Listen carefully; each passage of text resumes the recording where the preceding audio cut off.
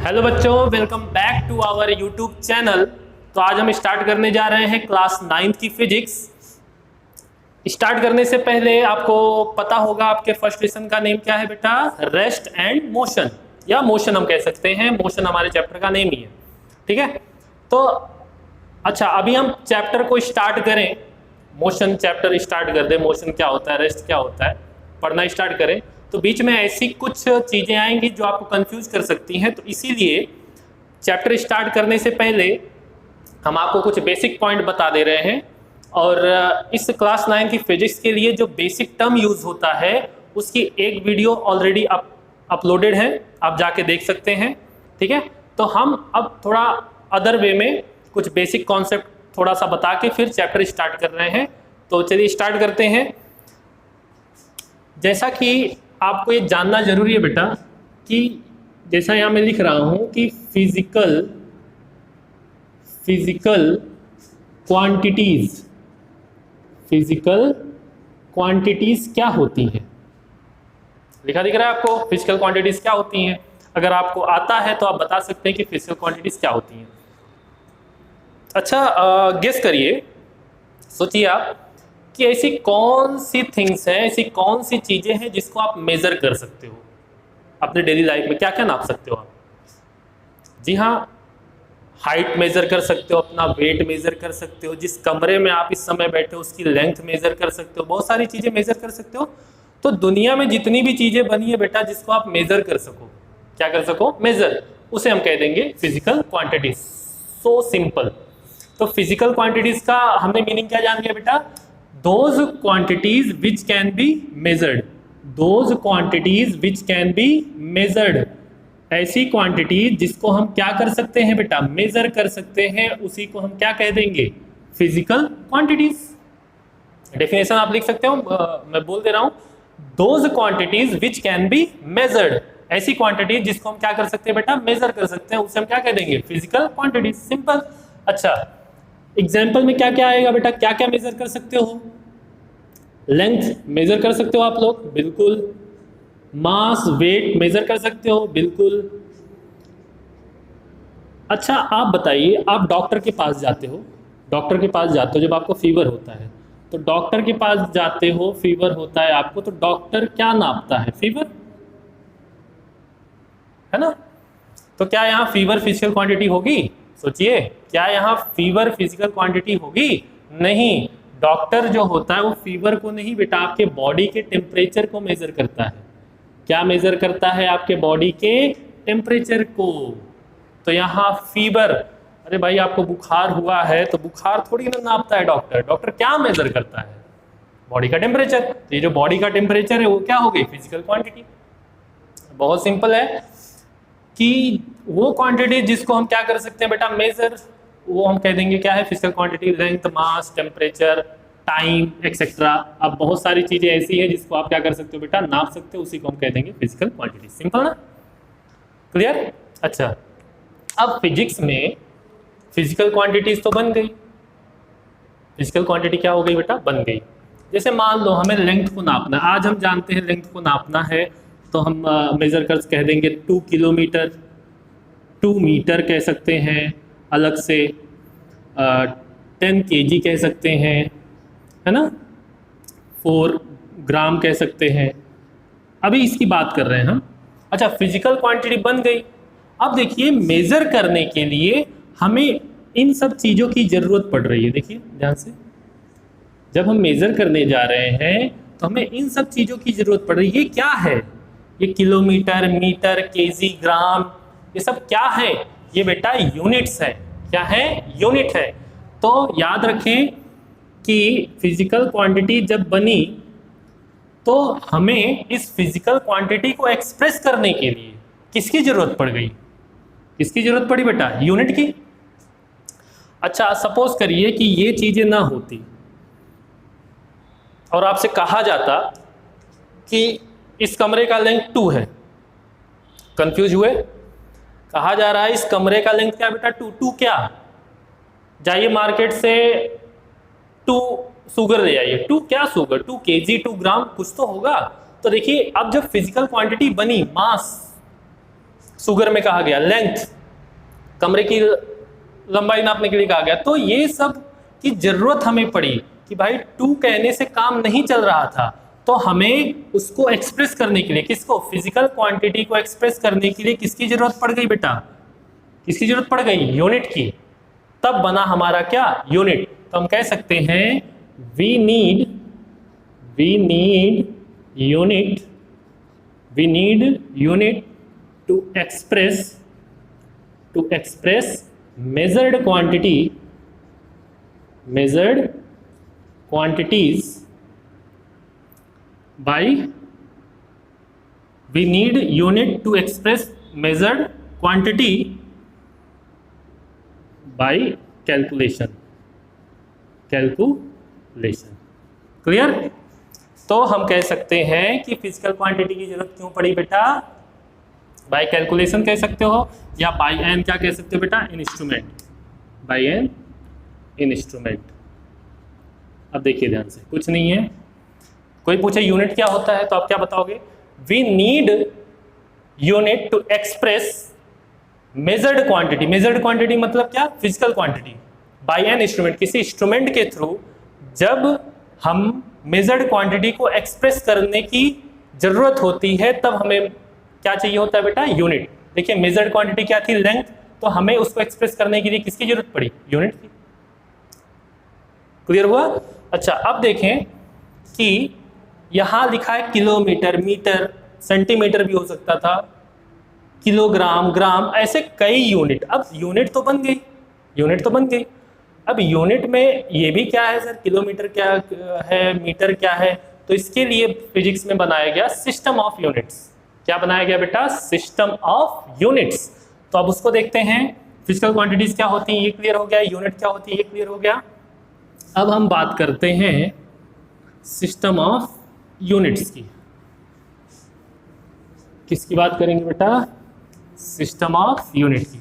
अगर आपको आइडिया हो तो सोचिए कि सिस्टम ऑफ यूनिट्स होते क्या है, सिस्टम ऑफ यूनिट्स होते क्या है।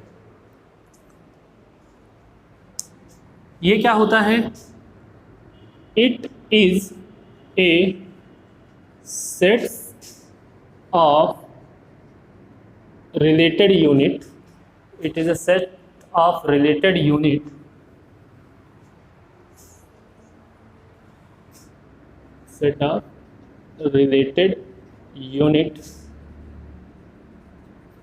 used for calculation।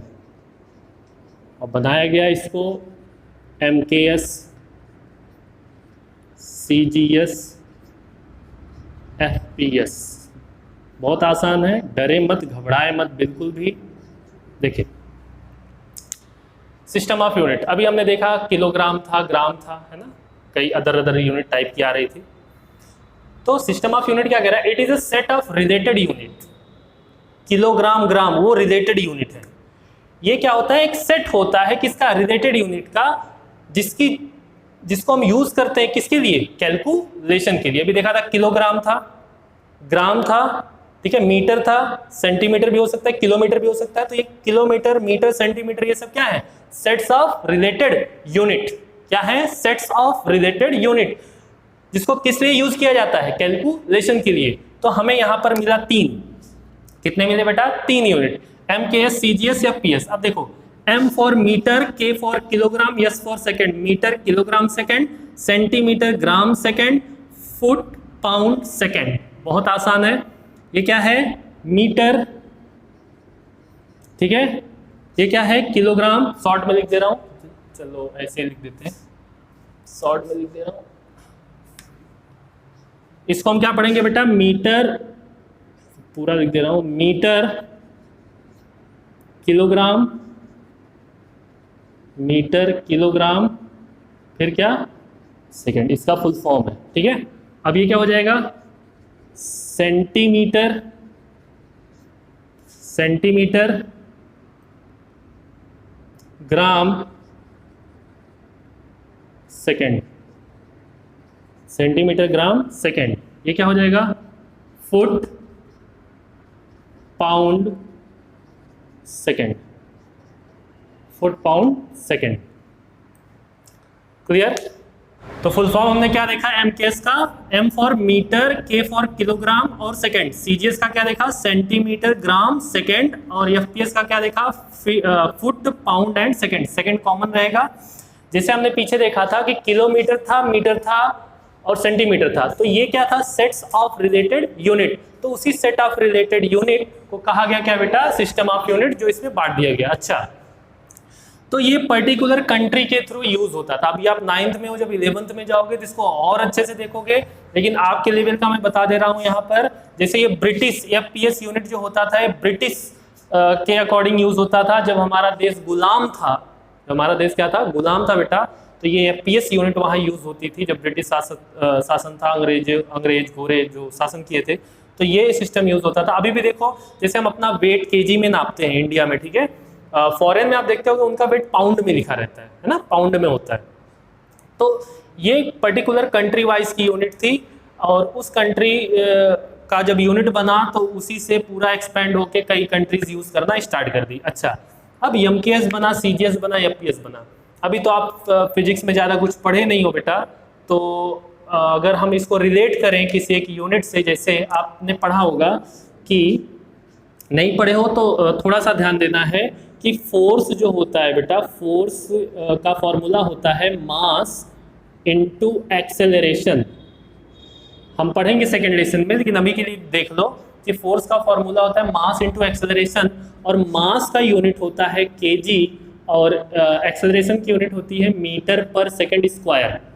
ज़्यादा ध्यान नहीं देना, देखो हम फोर्स नहीं पढ़ रहे हैं, फोर्स का फॉर्मूला नहीं पढ़ रहे हैं, उसकी यूनिट नहीं पढ़ रहे हैं, खाली मैं इसको रिलेट कर रहा हूँ। मान लीजिए कि यहाँ लिखा है किलोग्राम मीटर पर सेकेंड स्क्वायर, ठीक है। अब यहाँ ध्यान दीजिए आप, अगर MKS करना हो, M फॉर क्या है, मीटर, देखिए मीटर है यहाँ, है ना। K फॉर किलोग्राम, देखिए किलोग्राम है यहाँ। S फॉर सेकेंड, तो ये कौन सी यूनिट हो गई बेटा, MKS यूनिट। कौन सी हो गई, MKS यूनिट। अगर इसको CGS में हमें कन्वर्ट करना है, ये क्या हो गई MKS, CGS में कन्वर्ट करना है अगर, ठीक है, तो हम किलोग्राम को ग्राम में बदलेंगे तो 10⁻³ ग्राम आएगा। मतलब 1 किलोग्राम में कितने ग्राम होते हैं, 1000 ग्राम। तो हम उसको कन्वर्ट नहीं कर रहे हैं, सिर्फ और सिर्फ आपको पढ़ने का तरीका बता रहे हैं। कन्वर्ट करके भी लिख सकते हो, मैं कन्वर्ट यहाँ नहीं कर रहा हूँ। किलोग्राम को ग्राम, मीटर को सेंटीमीटर पर सेकेंड स्क्वायर। तो देखिए ग्राम है बेटा, सेंटीमीटर सेंटीमीटर, और सेकेंड है, ठीक है। स्क्वायर तो फॉर्मूले में था। देखिए सीजीएस हो गया, FPS में भी बदल सकते हो। ग्राम को किस में, पाउंड में, और सेंटीमीटर को किस में बेटा, फीट में, फुट में, ठीक है, पर सेकेंड स्क्वायर। देखो ये किस में कन्वर्ट हो गया, FPS में। अब ज़्यादा यूज FPS का नहीं होता, ठीक है। तो ये खाली मैंने आपको ये फोर्स का फॉर्मूला लेके आपको इससे इस पर रिलेट करवाया है, जिससे आपकी अंडरस्टैंडिंग थोड़ा अच्छे से हो सके, ठीक है। फिजिकल क्वांटिटी बनी पहले, सबसे पहले, जिसको हम मेजर कर सकते थे, बहुत बढ़िया बात। फिर उसको एक्सप्रेस करने के लिए यूनिट की जरूरत पड़ गई, तो यूनिट में कई यूनिट आए, तो उसको हमने कहा सिस्टम ऑफ यूनिट, ठीक है। सिस्टम ऑफ यूनिट में MKS, CGS, FPS आया। अब क्या हुआ, जब ये आया, कहानी की तरह समझे एकदम, तो इसमें बेटा बड़ी कंफ्यूजन होने लगी। जैसे अगर आप देखो कि हमारे गांव में, विलेजेस में एक पसेरी होता है, देखा होगा आपने, पसेरी गांव में होता है ना, पसेरी। अलग अलग विलेजेस में एक पसेरी कहीं 7 kg का होता है बेटा, कहीं 6 किलो 6 kg 400 ग्राम का होता है, कहीं कहीं 6 kg का ही हो जाता है, क्या, पसेरी। तो आप सोचिए कि बेटा गांव ये जो यूनिट है पसेरी, जिसको हम कह रहे हैं गांव में हमने बनाया है, वो चेंज हो जा रहा है। किसी गांव में 7 kg है, किसी गांव में 6 है, किसी गांव में 6.4 है। तो गांव ये हो रहा है। तो आप सोचिए स्टेट क्या होगा, बहुत सारे चेंजेस आएंगे ना। और आप जाओ दूसरे कंट्री, तो दूसरे कंट्री तो और चेंजेस आ जाएंगे। तो इसमें बड़ी कंफ्यूजन होना स्टार्ट हुआ। इन यूनिट्स में कंट्री कंट्री वाइज बड़ा इसमें क्या हुआ बेटा, कंफ्यूजन होना स्टार्ट हुआ। जैसे आप देख रहे हो कि पाउंड ज़्यादातर फॉरेन में यूज़ होता है, हम अपने यहाँ ये यूज़ कर रहे हैं। अब तो ये कंफ्यूजन को दूर करने के लिए ना, जैसे अगर आप अमेरिका जाओ, ठीक है, आप अमेरिका जाओ और कह दो, अमेरिका यूएसए में आप रह रहे हो और उसके ग्रोसरी शॉप पे जाइए और कहिए कि आई वांट 1 पसेरी या पोटैटो, तो समझेगा? नहीं समझेगा। कंफ्यूजन हुई। तो इन देखो, ये मैंने आपको एग्जाम्पल दिया है जो आप थोड़ा बहुत समझ सकते हो, इसीलिए ऐसा एग्जाम्पल दिया। अब तो ये एग्जाम्पल के थ्रू आपको कुछ आइडिया मिल रहा होगा कि हाँ सर, यूनिट्स में काफ़ी कंफ्यूजन होती है, ठीक है। पसेरी हुआ, ऐसे ऐसे बहुत सारी यूनिट हैं जिनमें बहुत कंफ्यूजन हुई। तो 1971 में, कहाँ पर बेटा, 1971 में एक मीटिंग बुलाई गई। 1971 में क्या बुलाई गई? एक मीटिंग। कहाँ? सोवियत संघ, रूस में। उस मीटिंग में कहा गया कि इन कंफ्यूजन को दूर करने के लिए एक ऐसी यूनिट बनाई जाए जो पूरा इंटरनेशनली वैलिड हो। एक ऐसी यूनिट बनाई जाए जो पूरा इंटरनेशनल, मतलब अंतरराष्ट्रीय, वो क्या हो बेटा, उसकी वैलिडेशन हो। तब बना उस मीटिंग में, इसी MKS को इन्वॉल्व किया गया। इसी MKS यूनिट को क्या किया गया बेटा, इन्वॉल्व। और इन्वॉल्व करने के बाद एक नई यूनिट बनाई गई जिसे कहा गया SI यूनिट। क्या कहा गया? SI unit. क्या कह दिया गया? SI unit. SI यूनिट का फुल फॉर्म क्या होता है? उल्टा है इंटरनेशनल सिस्टम ऑफ यूनिट। क्या है बेटा? इंटरनेशनल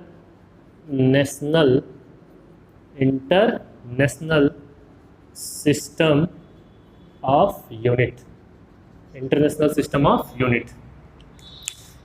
ये SI सिस्टम कब से बना? 1971 के बाद। उस मीटिंग में कई लोगों को बुलाया गया जो साइंटिस्ट थे, तो इसके बारे में जानकार थे, उनको बुलाया गया और कहा गया कि ये जो कंफ्यूजन हो रही है, मैंने आपके लेवल का बताया ये पसेरी वाला एग्जाम्पल, लेकिन उस मीटिंग के दौरान इसको और ब्रॉड लेवल पे सबको कहा गया कि कंफ्यूजन हटाने के लिए एक ऐसी यूनिट बनाई जाए जो पूरे इंटरनेशनली क्या हो, वैलिड हो। तो इसीलिए बनाया गया SI यूनिट। किसको इन्वॉल्व किया गया? किसको इन्वॉल्व किया गया? MKS को। तो ज़्यादातर जो SI यूनिट होती है, सभी ने कहा कि उन साइंटिस्ट को रेस्पेक्ट देने के लिए, साइंटिस्ट को रेस्पेक्ट देने के लिए, साइंटिस्ट को क्या देने के लिए बेटा? रेस्पेक्ट देने के लिए उन्हीं के नाम पे क्या बना दी गई? यूनिट्स। उन्हीं के नाम पे क्या बना दी गई? यूनिट्स। अब जैसे आपने क्लास 8th में पढ़ा होगा कि फोर्स की SI यूनिट, फोर्स की SI यूनिट क्या होती है? न्यूटन। क्या होती है? न्यूटन। प्रेशर की SI यूनिट क्या होती है? पास्कल। क्या होती है? पास्कल। ये साइंटिस्ट का नाम है बेटा, ये भी क्या है? साइंटिस्ट का नाम। तो ज़्यादातर जो SI यूनिट बनी, MKS इसको इवॉल्व करके क्या बना दिया गया? या तो SI यूनिट MKS ही हो जाता, या तो उन साइंटिस्ट के नाम पे, वो साइंटिस्ट जिन्होंने ये सब ढूंढा था, बताया था, उनके रेस्पेक्ट के लिए उन्हीं के नाम पे SI यूनिट बना दी गई, जिससे कंफ्यूजन क्या हो गया बेटा? दूर। तो अब जैसे फंडामेंटल क्वांटिटीज़ में नीचे वीडियोस पढ़े बेटा, उसमें जाके आप देखोगे बेसिक जो फिजिकल क्वांटिटीज़ हमने स्टार्टिंग में पढ़ा था, उसको कई बेसिस पर डिवाइड किया जाता है। तो जब बेसिस देखेंगे तो एक वीडियो बनाया जा चुका है जो फंडामेंटल क्वांटिटी डिराइव्ड यूनिट्स क्या होती हैं, 7 फंडामेंटल क्वांटिटीज़ है, सारी सबकी SI यूनिट बताई गई है। तो आज हम दूसरा बेसिस लेंगे उसका, तो अभी हम नेक्स्ट देखेंगे।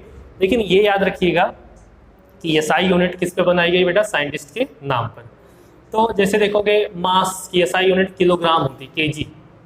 तो वो kg पूरा इंटरनेशनली वैलिड है। आप इंडिया में कहो कि आई वांट 1 kg पोटैटोज तो मिल जाएंगे, अमेरिका में कहो आई वांट 1 kg पोटैटोज तो मिल जाएंगे। क्यों? क्योंकि ये पूरे इंटरनेशनली वैलिड है। मैंने इस बोर्ड पे 5 न्यूटन का फोर्स अप्लाई किया, ये दुनिया के किसी कोने में बोलोगे आप तो ये वैलिड है कि हाँ, ये जो 10 न्यूटन आपने कहा है ये फोर्स है। क्या है? एक फोर्स है। तो इसीलिए SI यूनिट बनाई गई। क्लियर हो गया? फिजिकल क्वांटिटीज क्या होती हैं, यूनिट क्यों बना, सिस्टम ऑफ यूनिट क्यों बना, सिस्टम ऑफ यूनिट में कंफ्यूजन हुई तो क्या बना दिया गया बेटा, एसआई यूनिट। क्लियर? अब एक कॉन्सेप्ट हमारा बच्चा है, उसको देखने के बाद तब हम अपना लेसन बढ़िया से स्टार्ट करते हैं। तो लेट्स स्टार्ट। जैसे आपने पीछे पढ़ा फिजिकल क्वांटिटीज क्या होती हैं, उस फिजिकल क्वांटिटीज को कई बेसिस पर बांटना जरूरी होता है बेटा। अब एक चीज समझें आप कि ये बेसिस क्या है सर, किस बेसिस पर आप बांट रहे हैं चीज़ों को। जैसे आपने क्लास 8 में थोड़ा सा अगर आपको याद हो तो आपने देखा होगा कि फोर्स को एक बार कहा गया कि फोर्स के दो टाइप्स होते हैं, कांटेक्ट और नॉन कांटेक्ट। पढ़ा है ना क्लास 8 में, ध्यान होगा तो। अच्छा, फिर फोर्स को कहा गया कि और टाइप होता है, ग्रेविटेशनल फोर्स होते हैं, मस्कुलर फोर्स होते हैं, फ्रिक्शनल फोर्स होते हैं। तो कई बार इस चीज़ में आपको बड़ा कंफ्यूजन होगा, सर ये बेसिस, ये एक बार फोर्स कहा जा रहा है इतने टाइप के होते हैं, फिर कह दिया जा रहा है ये ऐसा क्यों होता है। तो ये जो बेसिस होता है ना बेटा, बेसिस जानना बहुत जरूरी है। तो ध्यान से मेरी इस बातों को सुनेंगे तो आपको ये क्लियर हो जाएगा। जैसे मैं आपसे कहूँ कि बेटा कुछ हमारे पास लड़के हैं, उनको मैंने हाइट के बेसिस पर बांट दिया। किसके बेसिस पर बांटा? हाइट। मैंने कहा कि 5 फीट के नीचे वाले हाइट जो हैं वो एक तरफ हो जाएं और 5 फीट के ऊपर वाले हाइट जिनके हैं वो एक तरफ हो जाएं। तो हमने इनको किस बेसिस पर बांटा? हाइट के बेसिस पर। डिवाइड हो गए। फिर मैंने कहा, फिर कई लड़कों को और लाया, मैंने कलर के बेसिस पर बांट दिया। मैंने कहा काले एक तरफ हो जाएं, गोरे एक तरफ हो जाएं। तो बढ़ गया। किस बेसिस पर बांटा? कलर के बेसिस पर। इसके पहले वाला किस बेसिस पर बांटा था बेटा? हाइट के बेसिस पर। अगर मैं आपसे कहूँ कि बेटा काले आदमी और 5 फीट के ऊपर जो लंबा आदमी है, उन दोनों में क्या डिफरेंस है? सोचिए भाई, कोई डिफरेंस नहीं। जिसका बेस ही अलग हो उसको कभी कंपेयर नहीं किया जाता। नॉनसेंस टाइप क्वेश्चंस होते हैं ये बेटा। क्लियर? तो एक चीज हमेशा याद रखें कि जो चीजें डिवाइड की जा रही हो, किस बेस पर डिवाइड की जा रही हैं, इसका जानना बहुत जरूरी होता है।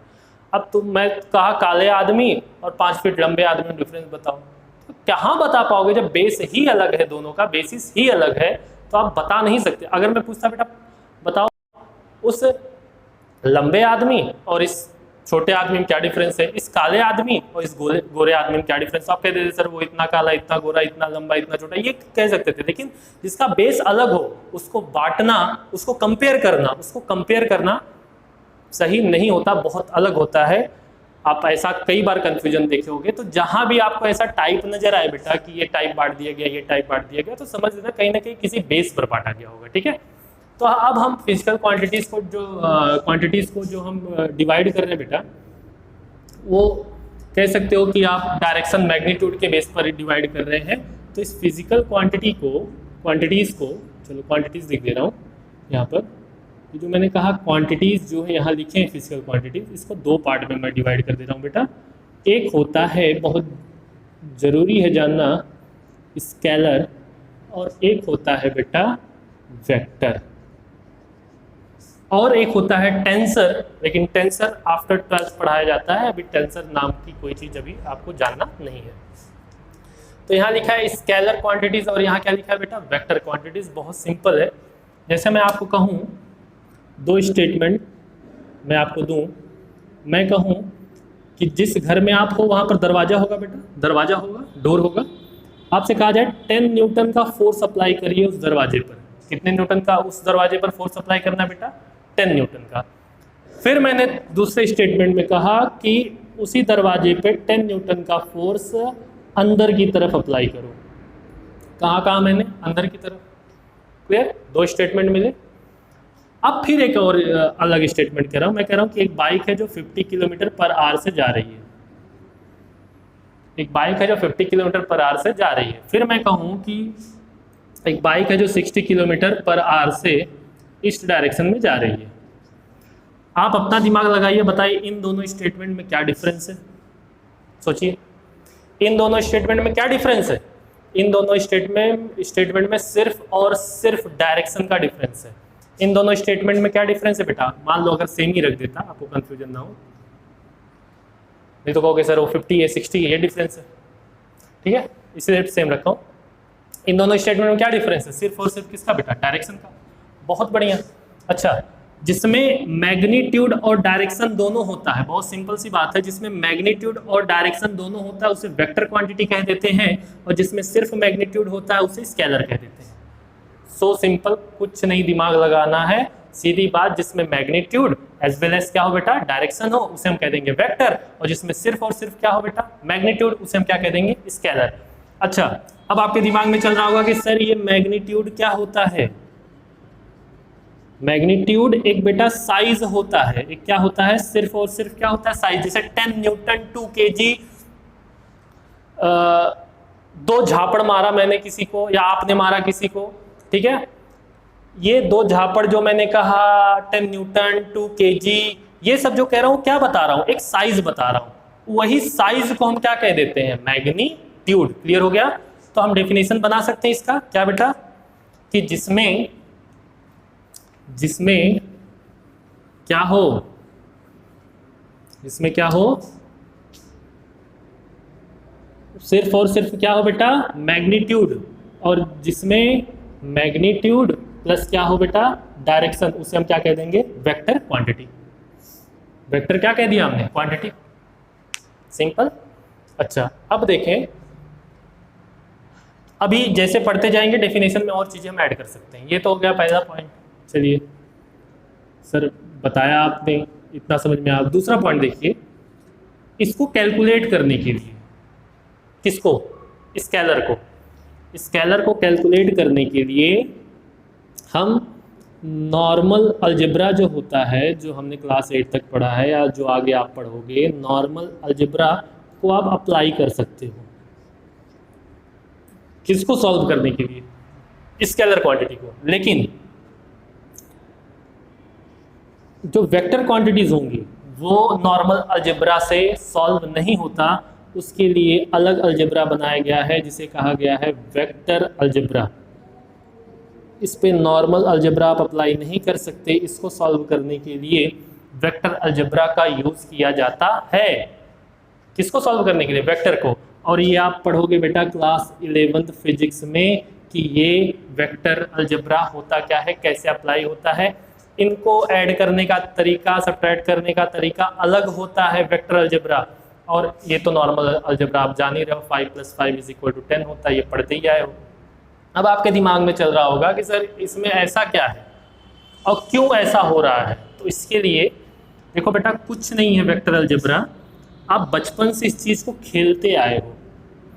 बचपन से इस चीज़ को क्या करते आए हो? खेलते आए हो। देखो कैसे, अगर मैं आपसे कहूँ ये कोई ब्लॉक है, इधर मैं लगाया 10 न्यूटन का फोर्स, अभी आप न्यूटन वगैरह तो पढ़े नहीं, मान लो इधर 10 न्यूटन से खींचा जा रहा है और इधर खींचा जा रहा है 5 न्यूटन से। अब बताइए बॉडी किस तरफ भागेगी? बॉडी किस तरफ जाएगी? ये सिंपल, डरते क्यों? इधर भाग रही है, इधर जाएगी इस डायरेक्शन में। कितने फोर्स से? 5। कैसे आया? आपने कहा 10 - 5। क्या कहा? 10 - 5 = 5 न्यूटन। सर ये बॉडी जो है वो 5 न्यूटन से इस डायरेक्शन में जा रही है, यही है वेक्टर। ठीक है। और दूसरा आपसे कहा जाए कि एक ब्लॉक है बेटा, इसको आप इधर खींच रहे हो 5 न्यूटन से, 5 न्यूटन से, और इसी ब्लॉक को आप इधर खींच रहे हो सेम 5 न्यूटन से। बताइए बॉडी कहाँ जाएगी? सीधी सी बात है कि इस ब्लॉक को इधर ऐसे खींचा जा रहा है 5 न्यूटन से, उधर भी खींचा जा रहा है सेम फोर्स से। तो जब सेम फोर्स से दोनों तरफ इसको खींचा जा रहा है तो बॉडी कहाँ जाने वाली है? यस, सीधा इधर जाएगी। ठीक है। अगर इधर मैं खींचता 5 न्यूटन से, इधर खींचता, तो बॉडी कहाँ जाती? सिंपल सी बात यार, ऊपर। ऐसा तो आपने प्रैक्टिकल ऑब्जर्वेशन किया होगा डेली लाइफ में, अपने खेला होगा ऐसा गेम में, और ये बहुत नॉर्मल सी चीज़ है। ठीक है। इसी मार्कर को मैं इधर खींचूँ, किसी रस्सी कोई थ्रेड बांध दूँ, इधर किसी जिस फोर्स से इधर खींचूँ उसी फोर्स से ऐसे खींचूँ, तो दोनों जब खींचूंगा बेटा तो ये बॉडी कहाँ जाने वाली है? जस्ट ऐसे ऊपर। ऐसे खींचो, ऐसे खींचो तो कहाँ जाएगी? नीचे। तो ये क्या हो रहा है? ये जो आप देख रहे हो ना बेटा, इसे हम कहते हैं नेट। इधर एक फोर्स लगा, इधर एक फोर्स लगा, तो इसको क्या कह देंगे? Net force. ये जो 5 न्यूटन आया है ना, ये नेट फोर्स आया है। क्या है बेटा? इसे कह देंगे नेट फोर्स। So simple. यही इसी चीज को समझने के लिए देखो, इसमें डायरेक्शन की जरूरत पड़ रही है ना बेटा, तो जब डायरेक्शन की जरूरत पड़ रही है तो इसको कैलकुलेट करने की, जैसे और एक एग्जांपल ले लो, मान लो एक बाइक है जो 50 किलोमीटर पर आवर से इस डायरेक्शन में जा रही है और एक बाइक है जो 50 किलोमीटर पर आवर से नॉर्थ डायरेक्शन में जा रही है। भाई ये तो जोड़ लोगे आप, ये तो ऐड हो जाएगा, लेकिन ये नॉर्थ और ईस्ट कैसे जोड़ोगे ना, दिक्कत आई। नॉर्थ और ईस्ट कैसे जुड़ेगा, ये नॉर्मल अलजेब्रा नहीं कर सकता, क्योंकि नॉर्मल अलजेब्रा में डायरेक्शन का रूल नहीं सिखाया जाता कि कैसे ऐड करना है सब्ट्रैक्ट करना है। तो इस डायरेक्शन को कैसे ऐड किया जाता है सब्ट्रैक्ट किया जाता है कौन सिखाएगा, वेक्टर अलजेब्रा। इसीलिए कहा गया जितनी वेक्टर क्वांटिटीज होती हैं उनको वेक्टर अलजेब्रा के थ्रू हम जोड़ते और घटाते हैं, ऐड करते हैं और सब्ट्रैक्ट करते हैं। तो यहाँ का आंसर अगर जानना चाहोगे तो बेटा वेक्टर के रूल से ऐसे आएगा। तो ये सारी चीजें आप क्लास 11th में पढ़ोगे। कहाँ पढ़ोगे, क्लास 11th में। हमें क्लास 9th में सिर्फ और सिर्फ आइडेंटिफाई करना है कि कौन सी क्वांटिटी स्केलर है और कौन सी क्वांटिटी वेक्टर है। क्लियर हो गया बेटा। अच्छा, अब ये तो थोड़ा सा एग्जाम्पल मैंने आपको इसलिए समझाया क्योंकि आपको ठीक से समझ में आ सके कि चीज़ें होती क्या हैं। क्लियर हो गया। अच्छा, अब देखो, तो हम इसके डेफिनेशन में कह सकते हैं कि those physical quantities which have only magnitude, और वो वेक्टर लॉ को फॉलो ना करे, वेक्टर लॉ को फॉलो ना करे, ये वेक्टर लॉ को फॉलो ना करे, जो वेक्टर लॉ को फॉलो नहीं करता वो क्या होगा, स्केलर। और जो वेक्टर लॉ को क्या करे बेटा, वेक्टर लॉ को क्या करे, फॉलो करे, वो क्या हो जाएगा, वेक्टर क्वांटिटी। तो डेफिनेशन क्या बने, those physical quantity which have only magnitude and does not follow vector law, और जो वेक्टर लॉ को फॉलो नहीं करता उसे क्या कह देंगे, स्केलर। वेक्टर को क्या कहेंगे, those physical quantities which have magnitude as well as direction and follow vector law is called what, vector quantity. Clear. अच्छा, जो भी वेक्टर क्वांटिटी होगी बेटा उसको हम, जैसे मान लीजिए ए, ये एक वेक्टर क्वांटिटी है, तो कैसे पता चलेगा, इसके ऊपर ऐसा सिंबल दिया जाता है एरो का। एरो रिप्रेजेंट्स व्हाट, एरो का मतलब हुआ, इस एरो में देखो बेटा दो पार्ट है, एक पार्ट ये रहा, एक पार्ट ये रहा। तो ये जो पार्ट है ना ये मैग्नीट्यूड बताएगा और ये वाला पार्ट क्या बता देता है, डायरेक्शन। तो जो भी वेक्टर क्वांटिटीज होती हैं बेटा उसके ऊपर क्या लगाया जाता है, ऐसे एरो का सिंबल। क्लियर ना। और जो स्केलर क्वांटिटी होती है ऐसे ही रख दो आप, 9th के लेवल का बता रहा हूँ, ठीक है। ए में रख दो, ये वेक्टर कहलाएगा, या तो इसको मॉड में रख दो, ठीक है। ये क्या हो गया, जैसे मॉड में रख दिया तो ये स्केलर हो गया। या तो अगर आपने ऐसा कहीं देखा, ये ऐसा, तो ये वेक्टर क्वांटिटी है। एरो को हटा दो, क्या बन गई, स्केलर। एरो लगा दो, क्या बन गया, वेक्टर। या तो ऐसे चल लो, स्केलर वेक्टर, या तो ऐसे चल लो, वेक्टर और स्केलर। क्लियर हो गया। अच्छा बेटा, जैसे जैसे हम चैप्टर पढ़ते जाएंगे ना आपको और क्लियरिफाई मिलेगा कि एक्चुअल में ये चीज़ें होती क्या हैं। तो चलिए अब आगे की तरफ थोड़ा बढ़ते हैं। इसका एग्जाम्पल अभी लिख दे रहा हूँ, फिर उसको मैं पढ़ा रहा हूँ वो चीज़ें होती क्या हैं। तो चलिए एग्जाम्पल देख लेते हैं। स्केलर में एग्जाम्पल होता है बेटा लेंथ, डिस्टेंस, स्पीड, है ना, एक्सेट्रा। ये सब क्या होता है, स्केलर क्वांटिटी। अच्छा, इसमें एग्जाम्पल क्या ले सकते हैं हम, displacement, displacement, velocity, displacement, velocity, displacement हो गया, वेलोसिटी हो गया, एक्सेलरेशन, फोर्स, एक्सेट्रा। ये सब क्या होती हैं, वेक्टर क्वांटिटीज होती हैं। तो हमें ये पढ़ना है, ध्यान रखें बेटा, ये डिस्टेंस क्या होता है, स्पीड क्या होता है, वेलोसिटी क्या होता है, एक्सेलरेशन, ये सब हमें इस चैप्टर में पढ़ना है। तो एग्जाम्पल पे भी ध्यान नहीं देना है। अब अगर आपको यहाँ तक समझ में आ गया, अब आप चैप्टर पढ़ोगे तो आपको और बढ़िया से समझ में आएगा। तो चलिए अब चैप्टर स्टार्ट करते हैं अपना हम, जो कि हमारे चैप्टर का नाम क्या है बेटा, मोशन। चैप्टर का नाम क्या है, मोशन। लेकिन हमें यहाँ पर दोनों का कॉन्सेप्ट समझना है। किसका किसका कॉन्सेप्ट बेटा, रेस्ट का और किसका, मोशन का। ठीक है, रेस्ट और मोशन, रेस्ट और मोशन। तो हम लोग समझ रहे थे बेटा रेस्ट और मोशन, ठीक है। तो बात करते हैं कि ये फिजिक्स में रेस्ट और मोशन को हम कैसे डिफाइन करेंगे। तो इसके डेफिनेशन के लिए तो आप सबसे पहले जान लो कि एक होता है रिलेटिव और एब्सोल्यूट टर्म। तो रिलेटिव और एब्सोल्यूट टर्म इसके बाद बता रहे हैं हम, लेकिन सबसे पहले हम देखेंगे कि ये रेस्ट और मोशन होता क्या है। अब देखिए, रेस्ट का मतलब आप जान ही रहे हो, हिंदी पता ही है, ठीक है। अब जैसे देखो, हम मेरे हाथ में ये मार्कर है, आपसे अगर मैं कहूँ कि बेटा बताओ कि ये रेस्ट में है कि मोशन में है, तो आप कहोगे कि सर रेस्ट में है। अपने अकॉर्डिंग, अपने रेफरेंस से आपने कहा कि रेस्ट में है। अगर सपोज अर्थ के बाहर से किसी स्पेस से किसी भी इंस्ट्रूमेंट के थ्रू कोई देखे, तो उसके रेफरेंस में क्या होगा, ये मोशन में, क्योंकि अर्थ मूव कर रही है ना।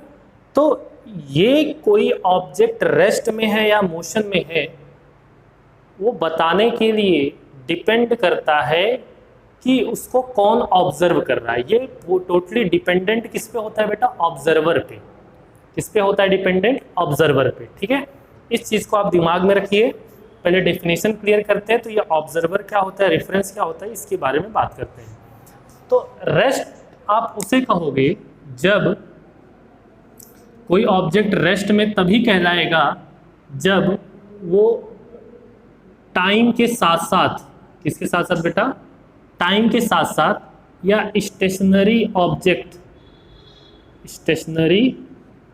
ऑब्जेक्ट के साथ अपने पोजीशन को, अपने किसको बेटा, पोजीशन को वो चेंज न करे, अपने पोजीशन को चेंज न करे, डज नॉट चेंज। मतलब समझे इसका, कोई ऑब्जेक्ट रेस्ट में तभी कहलाएगा जब वो अपने पोजीशन को टाइम के साथ साथ स्टेशनरी ऑब्जेक्ट, स्टेशनरी मतलब क्या हुआ कि जैसे आप बस से जाते रहते हो, तो बस के चारों तरफ आपको पेड़ पौधे, गाड़ियाँ, ये सब दिखती हैं, वो सब स्टेशनरी है। वो सब क्या है बेटा, स्टेशनरी ऑब्जेक्ट, ठीक है। मैं यहाँ पर खड़ा हूँ, तो मेरे लिए स्टेशनरी हो जाएगा क्या, ये बोर्ड, चारों तरफ की चीज़ें, ठीक है। अगर मैं अपना पोजीशन जहाँ मैं खड़ा हूँ, इस स्टेशनरी ऑब्जेक्ट जो है, देखो अब मैं यहाँ से यहाँ आया, तो इसके रेफरेंस में मैंने अपना पोजीशन चेंज किया, तो मैं रेस्ट में नहीं कहलाऊंगा।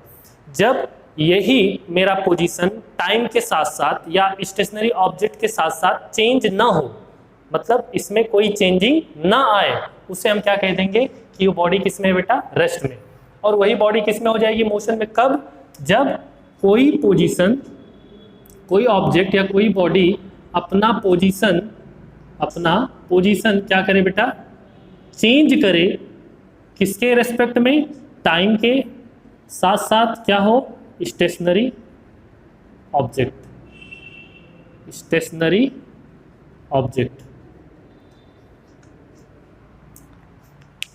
जब कोई बॉडी कोई बॉडी अपना पोजीशन चेंज करे, क्या करे बेटा, चेंज करे, किसके रेस्पेक्ट में, किसके साथ साथ, टाइम के या स्टेशनरी ऑब्जेक्ट। जैसे मैं जहां खड़ा हूं, आप वॉच अगर आपके पास होगा तो आप देख सकते हो उसमें कि मैं अपना पोजीशन, ना तो जो मेरे पीछे बोर्ड है, जो स्टेशनरी यहाँ पर सारी चीज़ें हैं, उसके रेस्पेक्ट में देखो मैं अपना पोजीशन ना चेंज कर रहा हूँ, टाइम बीतता जा रहा है लेकिन मैं अपना पोजीशन चेंज नहीं कर रहा हूँ, तो मैं क्या कहलाऊंगा, रेस्ट में।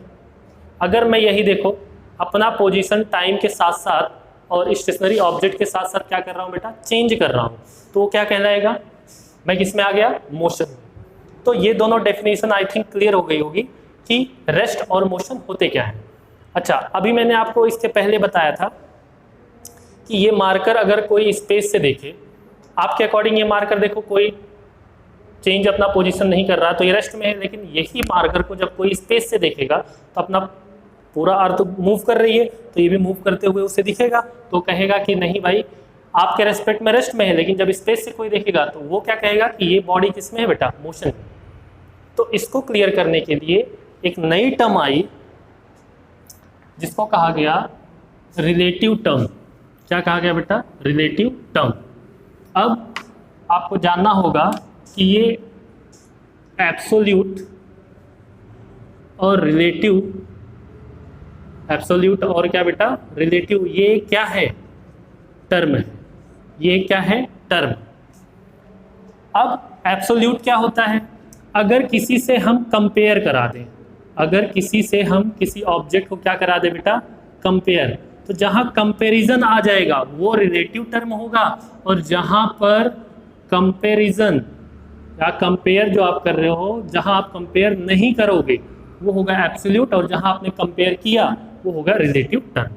अब बताइए, जो हम रेस्ट और मोशन का डेफिनेशन देख रहे हैं वो कंपेयर कर रहे हैं ना, कंपैरिजन कर रहे हैं। जैसे मैंने कहा था कि आपके अकॉर्डिंग रेस्ट या मोशन जो स्पेस में बनता है उसके अकॉर्डिंग, तो हम एक दूसरे से इसको कंपेयर करा रहे हैं। तो जहां पर कंपैरिजन आ जाता है वो कहलाएगा रिलेटिव टर्म, और जहां पर कोई कंपैरिजन ना हो वो कहलाता है एब्सोल्यूट। तो आप बताइए अपने दिमाग से, ये रेस्ट और मोशन जो दोनों हैं ये क्या है, एब्सोल्यूट की रिलेटिव? आंसर दीजिए यस। तो रेस्ट और मोशन क्या है बेटा, ये एक रिलेटिव टर्म, बिना किसी से रिलेट किए इसका डेफिनेशन क्लियर नहीं हो सकता, क्योंकि तुरंत कंफ्यूज हो जाओगे। आप सोचिए कि एक कार में एक ड्राइवर बैठा है और उसके बगल वाली सीट पे आप बैठे हो और कार जा रही है। आप बताइए, आपके रेस्पेक्ट में ड्राइवर, कार मूव कर रही है 50 किलोमीटर 60 किलोमीटर पर आवर से कार जा रही है, और जब आप उस ड्राइवर को देखते हो तो क्या आपके अकॉर्डिंग, आपके कंपैरिजन में वो अपनी पोजीशन चेंज करता है? नहीं। तो आप कहोगे कि वो आपके अकॉर्डिंग रेस्ट में है, लेकिन वही कार को जब कोई बाहर से देखेगा अंदर बैठे हुए आदमी को तो कहेगा वो मोशन में है। तो दोनों टर्म आए, देखो आपने जब कंपेयर किया तो रेस्ट में था, लेकिन बाहर वाले के कंपैरिजन में किस में आया बेटा, मोशन में आया। तो इसीलिए हम इसको रिलेट करके कहते हैं, अगर रिलेट नहीं करोगे तो डेफिनेशन हमारी गलत हो जाएगी। इसीलिए रेस्ट और मोशन कौन से टर्म होते हैं बेटा, रिलेटिव टर्म। डेफिनेशन क्लियर, ये क्लियर, ठीक है। अब हम बात करते हैं आगे की तरफ। जैसे अब मोशन के बेटा टाइप्स बहुत हैं, मोशन के टाइप्स बहुत हैं। जैसे आप देखोगे straight line motion, circular motion, ठीक है, कर्वीलिनियर मोशन, ऑस्किलेशन, ऐसे बहुत टाइप्स हैं। लेकिन हमें 9th में उन टाइप्स को लेके नहीं चलना है, ठीक है। अब हमें वो पढ़ना है कि जब मोशन होता है तो काफ़ी देखो कि आप जब ट्रैफिक होता है तो उसमें चलती हुई कार, और जब ट्रैफिक नहीं होता उसमें चलती हुई कार, एक कार जो कांस्टेंट रफ्तार से जा रही, वही जब ट्रैफिक आता है तो कभी कभी तेज और कभी कभी स्लो वो कार चलती है। तो इसके अकॉर्डिंग, इस बेस पर इस मोशन को 2 पार्ट में डिवाइड कर दिया गया, जो आपको क्लास 9th में पढ़ना है। तो वो हम कॉन्सेप्ट लेके चल रहे हैं। तो यहाँ पर कहा गया बेटा यूनिफॉर्म मोशन, क्या कहा गया, यूनिफॉर्म मोशन, और दूसरा कहा गया नॉन यूनिफॉर्म मोशन। एक क्या आया, यूनिफॉर्म मोशन, एक क्या आया, नॉन यूनिफॉर्म मोशन, ठीक है। तो अब हम डिफाइन करते हैं, यूनिफॉर्म एक समान जो चलता रहे, नॉन यूनिफॉर्म जो एक समान ना चले, सीधी सी बात है। यूनिफॉर्म मोशन क्या कहलाएगा, किसे कहा जाएगा, पहले डेफिनेशन देखते हैं फिर इसको फिल करते हैं। वो बॉडी या वो ऑब्जेक्ट, कोई ऑब्जेक्ट, वो बॉडी या कोई ऑब्जेक्ट जब इक्वल टाइम ऑफ इंटरवल में, इक्वल टाइम ऑफ इंटरवल में इक्वल डिस्टेंस कवर करे,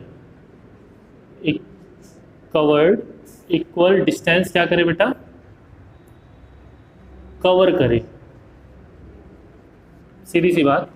यूनिफॉर्म मोशन क्या कहलाएगा, व्हेन एन ऑब्जेक्ट या व्हेन अ बॉडी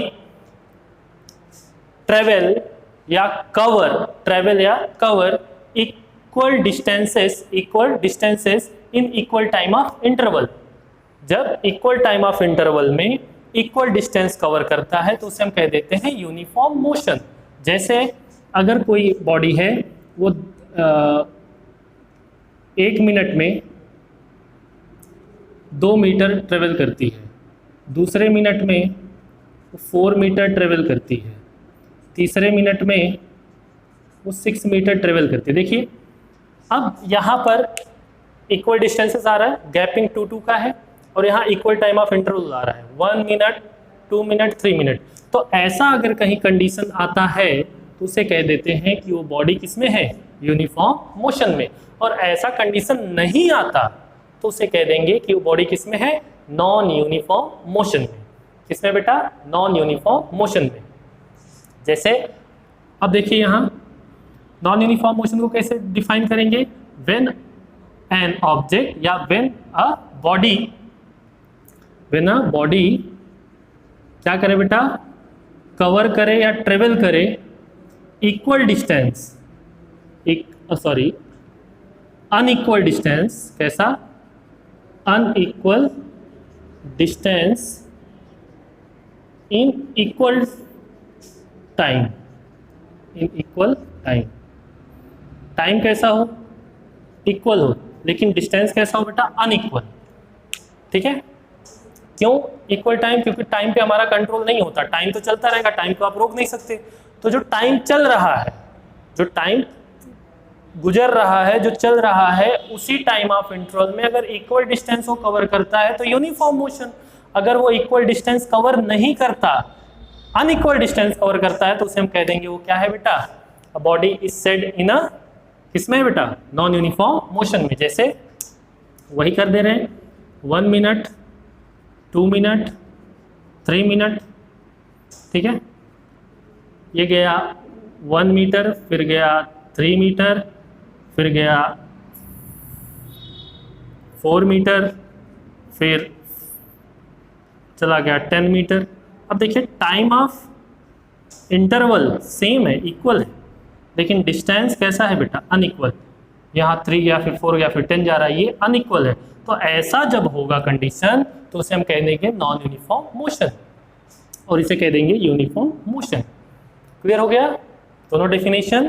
ठीक है, अब हम बात करते हैं इसके एग्जाम्पल पे। तो अभी इसका एग्जाम्पल आप जैसे जैसे पढ़ते चलोगे चैप्टर तो समझ में आएगा। हम आपको एक अपने डेली लाइफ से कंपेयर करा देते हैं।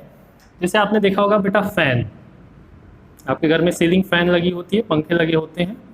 वो फैन जब हम स्विच ऑन करते हैं, जब हम क्या करते हैं, स्विच ऑन, जब स्विच ऑन करते हैं तो अपनी स्पीड को वो कैच करता है, धीरे धीरे धीरे धीरे चलते चलते चलते एकदम फास्ट हो जाता है। ठीक है, स्टार्टिंग वाला पॉइंट याद रखें। और जब हम क्या करते हैं, स्विच क्या कर देते हैं बेटा, ऑफ। हमने स्विच ऑन किया, फैन धीरे धीरे धीरे अपनी रफ्तार पकड़ा, कुछ देर चला, 1 घंटे 2 घंटे, फिर हमने क्या किया, उस फैन का स्विच ऑफ कर दिया। जब स्विच ऑफ किया तो क्या हुआ, जितनी रफ्तार में था वो फिर slow slow slow slow slow होते होते होते एकदम रुक गया। तो जब आप फैन ऑन करोगे वो कंडीशन, और जब आप स्विच ऑफ करोगे वो कंडीशन, ये किसके एग्जाम्पल है, नॉन यूनिफॉर्म मोशन के। लेकिन फैन स्टार्ट करने के कुछ टाइम बाद, आफ्टर सम टाइम होगा क्या, वो एक रफ्तार पकड़ लेगा, एक कांस्टेंट स्पीड पकड़ लेगा। क्या पकड़ लेगा बेटा, कांस्टेंट स्पीड, कांस्टेंट मोशन कह सकते हो। वो जो कांस्टेंट मोशन या कांस्टेंट रफ्तार पकड़ा, कब, ऑन करने के कुछ देर बाद, तो उसे कहेंगे यूनिफॉर्म मोशन। देखो चलता रहता है, फैन जब ऑन करोगे कुछ देर बाद देखोगे, जब उस फैन को देखो तो वो एकदम कांस्टेंट रफ्तार से चलता रहता है, तो वो कौन सा होगा, यूनिफॉर्म मोशन का एग्जांपल। और जब आप स्विच ऑन करते हो उस टाइम के लिए, और जब ऑफ करते हो, ऑफ करने के बाद वाला टाइम कैसा होगा बेटा, नॉन यूनिफॉर्म मोशन। क्लियर हो गया यहाँ तक। चलिए बेटा, आपको यहाँ दिख रहा होगा। अब उसी यूनिफॉर्म मोशन और नॉन यूनिफॉर्म मोशन को हम समझते हैं ग्राफ से। ठीक है, तो क्लास 8 के बाद आप 9th में आए हो, शायद आपको ग्राफ पढ़ा भी होगा कहीं। तो ग्राफ क्या होता है ये पहले जान लेते हैं। तो ग्राफ का डेफिनेशन लिखा है, एक डायग्राम, ग्राफ एक ऐसा डायग्राम होता है इन विच अ लाइन और कर्व, जैसे यहाँ देखो एक लाइन दिख रहा है, स्ट्रेट लाइन, और यहाँ दिख रहा है कर्व। ठीक है, ए diagram in which a line और ए curve shows the relationship between two quantities मतलब two physical quantities, दो फिजिकल क्वांटिटीज के बीच में रिलेशन बताता है ये लाइन और ये कर्व। मेजरमेंट कुछ भी कह सकते हो, एक्सेट्रा, बहुत सारी क्वांटिटीज दी हैं यहाँ पर। तो ग्राफ क्या हुआ बेटा, ग्राफ एक डायग्राम होता है जिसमें लाइन या कर्व रिलेशन बताता है दो फिजिकल क्वांटिटीज के बीच में, दो फिजिकल क्वांटिटीज के बीच में या दो मेजरमेंट के बीच में क्या बताता है ग्राफ, एक रिलेशन बताता है। तो इस ग्राफ में देखिए मैंने uniform motion, non uniform motion का दो ग्राफ बनाया बेटा। अब इस दोनों ग्राफ में आप ऑब्जर्व करिए, देखिए ग्राफ ऐसे बनेगा, ये लाइन कहलाती है एक्स एक्सिस और ये लाइन कहलाती है वाई एक्सिस। ये लाइन क्या कहलाएगी, एक्स एक्सिस, और ये क्या कहलाएगी बेटा, वाई एक्सिस। हमेशा एक्स एक्सिस पे हम लोग प्लॉट करते हैं टाइम को, और वाई एक्सिस पे जो भी रहेगा पोजीशन में उसको हम प्लॉट कर देते हैं, ठीक है। तो ग्राफ यहाँ पर मैं uniform motion, non uniform motion को समझाने के लिए भले बता रहा हूँ बेटा, लेकिन ग्राफ को और अच्छे से देखेंगे जब हम इस चैप्टर को, इससे काइनेमेटिक्स क्या होता है, डायनेमिक्स क्या होता है, ये भी बताऊंगा। आगे चल के हम देखेंगे ग्राफ को और अच्छे से रिप्रेजेंट करेंगे, ठीक है। तो अभी के लिए इतना आपको जानना है। तो एक्स एक्सिस पे किसको प्लॉट करते हैं, टाइम को, और जो भी रहेगा उसको उठा के कहाँ रख देते हैं, वाई पर। तो देखिए यूनिफॉर्म मोशन पे ये टाइम लिखा है बेटा सेकंड में, और ये पोजीशन है मीटर में, ठीक है। 10 metre, 20 metre, 30 metre, 40 metre, 1 second, 2 second, 3 second, 4 second.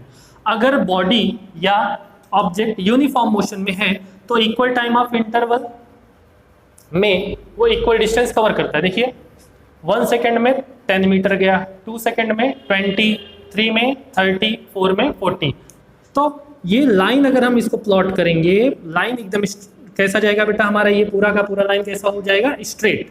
अच्छा, नॉन यूनिफॉर्म मोशन पे आए, नॉन यूनिफॉर्म मोशन पे टाइम ऑफ इंटरवल तो इक्वल रहता है, लेकिन डिस्टेंसेस कैसे कवर हो जाते हैं बेटा, अनइक्वल। तो देखिए 1 सेकंड में 10 जा रहा है, ठीक है।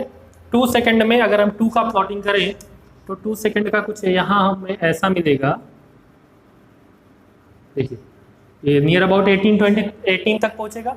तो 1 पे गया 10, 2 पे गया 18 मान लेते हैं, और 3 पे कहाँ जा रहा है, 3 पे तो 30 नियर अबाउट जा रहा है। तो देखिए यहाँ पर ये जो है वो अनइक्वल डिस्टेंस है। कैसा है बेटा, unequal distance in equal time of interval. तो उसे क्या कह देते थे हम, नॉन यूनिफॉर्म मोशन। और हमारा ये लाइन कैसा जा रहा है, कर्व में। लाइन कैसा जा रहा है बेटा, कर्व। नॉन यूनिफॉर्म मोशन का लाइन हमेशा कर्व होगा और यूनिफॉर्म मोशन का लाइन हमेशा स्ट्रेट होगा। यहाँ तक क्लियर हो गया। और बेहतरीन एग्जाम्पल हम जैसे चैप्टर पढ़ेंगे यूनिफॉर्म नॉन यूनिफॉर्म मोशन का लेंगे बेटा।